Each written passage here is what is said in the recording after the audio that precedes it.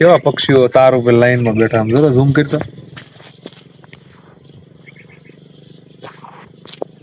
ગાડીનો અવાજ બેકગ્રાઉન્ડ આવે છે શું કરું જવા દેવી સાથે નહીં વાંધો નહીં આવે. તો સૌ મિત્રોને જય માતાજી. અત્યારે હું સૌ એક લીલિયા પાસે આંબા ગામ છે પ્રમોશન કરવા જાઉં છું. એક હેર માથા ને વાળને લગતું છે તમને બતાવીશ. તો કેવી નદી ઉપર આ કઈ નદી ગાગડીઓ નદી છે એની ઉપર પુલ ઉપર છે ને આ બધી બાજુ મોરલા ને એવું બધું બોલે છે અહીંયા ઝાડવા બહુ બધા છે. હાલો આપણે નીકળી જઈએ અડધે ભેગા થઈ આગળ તમને બતાવું ક્યાં તમે લોકેશન જોવો.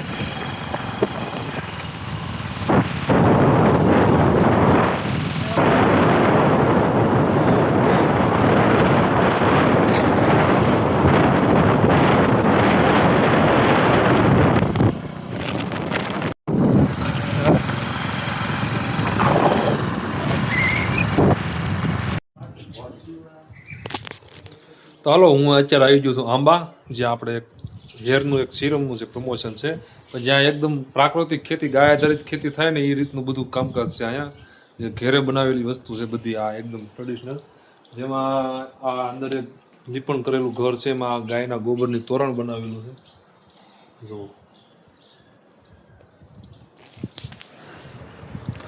અહીંયા ઘણી બધી વસ્તુ બનાવેલી છે ઘેરે છે દેશી ગાય ગોબરનું બનાવેલું છે પ્રાકૃતિકથી રીતે જોડાયેલા છે લીપણ કરેલું છે. આ અહીંયા થાળી બનાવી છે જે પૂજામાં બધી આ થાળીનો ઉપયોગ થાય અને ગણપતિની મૂર્તિ બનાવી છે અને આ છે સિરમ જે આપણે આનું સ્પેશિયલ આનો વિડીયો બનાવવાનો છે. તમારે મગાવવું હોય તો આ કાર્ડ તમને હું બતાવી દઉં છું એમાં તો ફોન કરી લેજો. આ છે સિરમ.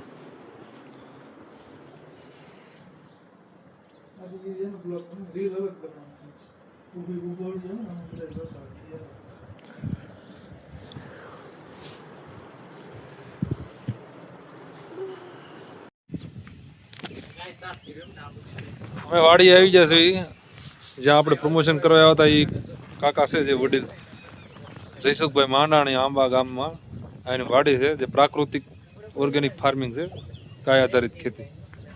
સરસ મજાનો ઢોલિયો છે ઢોલિયે બેસીશું ચા બનાવે છે ને આ વિમલો આ વાડી હે ક્યાં છે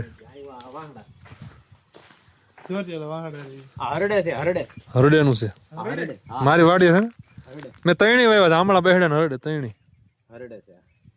મારે મોટા મોટા થઈ ગયા છે આમળા અરે બહુ પછી વધી જાય આ રાવણો કાપ્યો ને ડાળી માથે પડી હા આ નોની છે નોની હજુ આવા ઝાડ ત્યાં નોની ઔષધિ અરે આ ઓલું જ્યુસ નથી આવતું નોની નું તને ખબર બહુ મોંઘું હોય હા ફળ રહ્યા જોરિયા આ ફળ નોની ના મેં ગીરમાં જોયું ત્યાં બહુ હતા આવા મેં ખબર ન હોય એટલે કઈ ખાધું નહીં મેં ભાવેશભાઈ રોપડો શેનો નોની નો હોય તો લેતા જાવ બે રોપડા છે બે ને ઉપર ગયો અમારી વાડી છે જ ને હું બધી જાતના વાવું છું ને વાવી દેવું બે ને કાતા ને કાવડું આ છે બે લેતા જઈજો તો લાડ થઈ ના ના એક કઈ ગયો બે તો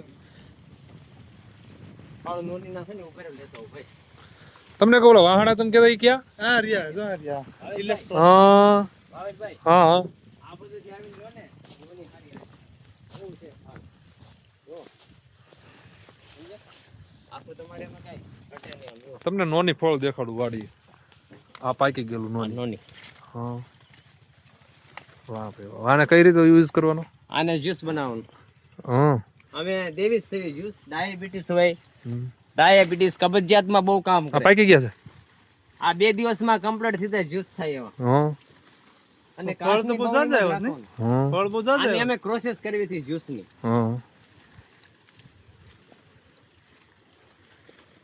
ફળ તો દાદા છે હા અરે મોટા હો પણ ઠીક આ વાહડ લાઈનમાં છે ખાલી એવો 3 ને ગોલા પણ છે ચોથો 4 છે ઓલી બધું 2 છે એક અહીંયા 5 છે તો રાજા છે 3 છે આ વાહણા તમે આ રીતે લગાવે એનું શું છે આ તમે મને તો સમજાવો તો આ આખું સાયન્સ છે જે સૂર્યનારાયણના કિરણોમાંથી ઇલેક્ટ્રોન નીકળે ને એ ધરતી ઉપર એમને ન આવે, ધરતીમાં જવા દેવી એમને ન આવે. એને તાંબાનો લોટો ને કોપરનો વાયર એમાં કનેક્ટ કરીને અને જમીનમાં 4 તવું 6 તવું એમાં અર્થિંગ આપવાનો. અને આ વસ્તુ આઠમને દિવસે જ કરવાની, આઠમ વધ્ય. અને આ ફાલ હોય, ફાલ તમારે ગમે એમાં કપાસમાં કે મરચીમાં કે એમાં તમારે ફાલ ખરે નહીં અને ફળ ફાટે નહીં, એ વ્યવસ્થા ઇલેક્ટ્રોનથી થાય. આવું તમને ક્યાં જાણવા મળ્યું? ઉર્જા વિજ્ઞાન આવું અમને જાણવા મળ્યું અમારે ટીસીપીટી તારાચંદ ગુરુજી તારાચંદ બેલજી અને લેખરામભાઈ યાદવ રાજસ્થાન. આનાથી શું ફાયદો થાય? એક તો ફાલ ન કરે, ફાલ ન કરે અને છોડ લીલો છમ રહે. એમાં ઇલેક્ટ્રોન જમીનમાં જવા દેવા માટે આ કોપરથી અને તાંબુ આ બે જ પકડી રાખે. વિષ્ણુ તત્વ છે જે, આ બેના થકી જ જમીનમાં ઇલેક્ટ્રોન મળે. એવું હોય? અને અગ્નિહોત્ર ક્યાં છે અગ્નિહોત્ર? સાંજનો છે ટાઈમ? સાંજનો સવારનો બે ટાઈમ છે. હા હા. શું ટાઈમ હોય સાંજનો? સાંજનો રોજે ફરે, 1-2 સેકન્ડ 5 સેકન્ડ એમ ફરે રોજે. અને 2 શ્લોક હોય, આખા ચોખા, અક્ષત ચોખા અને ગાયનું ઘી, 2 સપટી ચોખા. અને એ આહુતિ આપવાની. સવારની આહુતિ છે સૂર્યાય સ્વાહા સૂર્ય ઈદન મમ, પ્રજાપત્ય સ્વાહા પ્રજાપત્ય ઈદન મમ. અને સાંજનું આવે અગ્નિ સ્વાહા અગ્નિ ઈદન મમ અને પ્રજાપત્ય સ્વાહા પ્રજાપત્ય ઈદન મમ. અગ્નિહોત્ર હવન કરવી તો શું ફાયદા થાય? અગ્નિહોત્ર હવન કર્યું તો તમારે આજુબાજુની જે નેગેટિવિટી હોય એમાં બહુ સુધારો થાય અને વાતાવરણ સારું રહે. અને કોઈ પણ જાતનો વાયરસ કે કાંઈ આવે નહીં. આપણે ભોપાલ ગેસ દુર્ઘટના થઈ હતી ત્યારે જે ઘરમાં અગ્નિહોત્ર થતો હતો એ ઘર સુરક્ષિત હતું. બાકી બધા કોઈની આંખું બળતી હતી, આંતરડા ડેમેજ થઈ ગયા અને લગભગ અંદાજે 30,000 માણસો મરી ગયું હતું. કેટલા મીટર સુધી આનું રિઝલ્ટ આવે? આનું 300 મીટર લગી. મતલબ 1.5 કિલોમીટર. હા. જો હું તમને મિત્ર એક વસ્તુ બતાવું. આ છે વાંસ, જે ઇલેક્ટ્રોનિક વસ્તુ કંઈક બનાવેલું છે. શું બનાવ્યું છે આપણે? આ તાંબાન તાર છે. ઉર્જા દંડ કહેવાય ને. આમાં તાંબાનો લોટો છે ઉપર અને કોપરનો વાયર આમ જમીનમાં અર્થિંગ આપેલો છે. 420 અર્થિંગ. આ શું વિધિ કરેલી છે? આ પ્રાર્થના કરેલી ભાઈ નાખતી વખતે 9 ઉર્જા. દરરોજ કરવાની?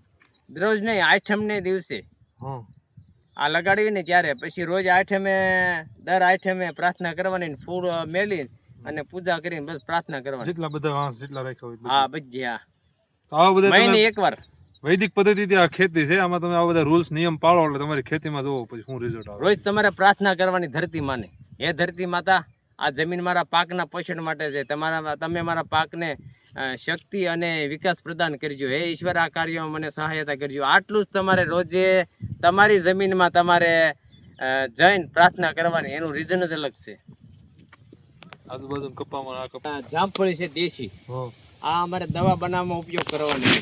અને આમ તો અમે છે ને કોઈ પણ વસ્તુમાં દવા ચાડતા જ નથી ઝેરી.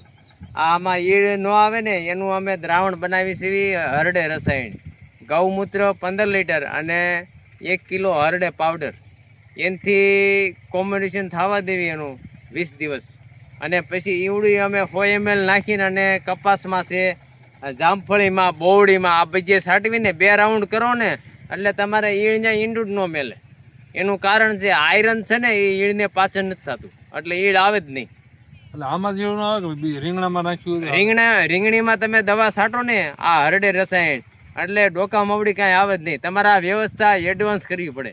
તમે 2 રાઉન્ડ કરો ને રીંગણીમાં હરડે રસાયણના એટલે તમારે ડોકા મવડી આવે જ નહીં.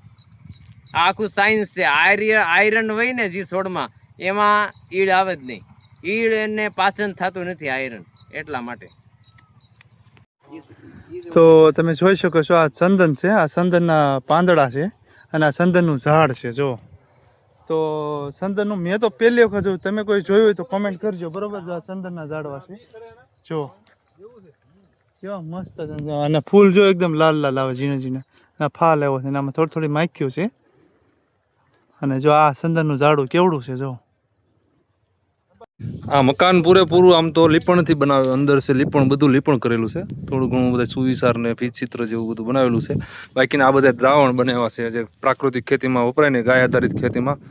આમાં કેટલી 10 પરણી અરક, 5 પરણી અરક, જીવામૃત, સાયન્સના બેક્ટેરિયા, ગૌકૃપામૃતમ બેક્ટેરિયા, ઘણી જાતના બેક્ટેરિયા, બહુ બધા આ દ્રાવણ છે. અને અહીંયા તો માળા માટલી. હવે અહીંયા તમને કૂવો બતાવું, એકદમ હા ઉપર પાણી તાજું. કૂવો જો 2 ફૂટ ઉતરી ગયું, નકર વધારે હતું એમ. આમાં અહીંથી ઉતરી જાય ને, આમ તો દોરડું બાંધ્યું. પાણીનું બરફ, ચકલાનું પાણી. હા સ્પેશિયલ સિકલાનું આવું બનાવેલું છે. હા, આ કેવી રીતે જો તો ઉપર પાણી. હા પણ એ જ મેં જોયું. પણ હેઠેથી તો પિલોર બનાવ્યો હોય. હા નાવાનું હાવા મજા આવે એવું છે. ઠેકડો મારી ગા. હાલો હવે આપણે આગળ મળશું.